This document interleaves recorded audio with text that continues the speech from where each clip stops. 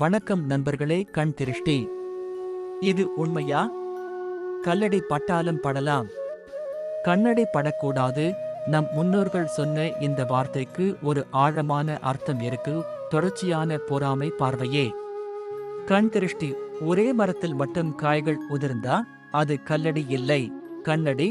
திருஷ்டி மனிதர்களுக்கு மட்டும் இல்லை, வீடு, தொழில், செடிகள் வரை பாதிக்கும். தொடர் பிரச்சனைகள், மனச்சோர்வு, சண்டைகள், தூக்கமின்மை இவையெல்லாம் திருஷ்டி அறிகுறிகள். 6, 8, 12ஆம் அதிபதியின் திசா புக்தி அந்தரங்களில் ஏற்படலாம்.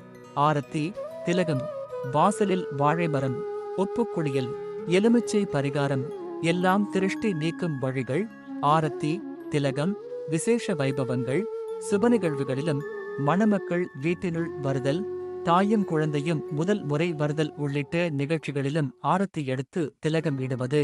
வாழை மரம் விசேஷங்களின் போது குலை தள்ளி பூவுடன் இருக்கும் வாழை மரத்தை வாசலில் கட்டுவார்கள். இதற்கு காரணம் வாழைக்கு திருஷ்டி தோஷங்களை ஈர்த்து கொள்ளும் குணம் உண்டு. உப்புக்குளியல் வாரம் ஒருமுறை கல் உப்பை குளிக்கும் தண்ணீரில் கலந்து குளித்து வர திருஷ்டியால் ஏற்படும் உடல் அசதி, சோம்பல் நீங்கும். எலுமிச்சம்பழம் வியாபார தலங்களில் திருஷ்டி நீங்க எலுமிச்சம்பழத்தை அறுத்து ஒரு பகுதியில் குங்குமத்தை தடவியும் மற்றொரு பகுதியில் மஞ்சள் பொடியை தடவியும் வைக்கலாம். இதை ஒவ்வொரு செவ்வாய்க்கிழமை செய்வது நலம் தரும்.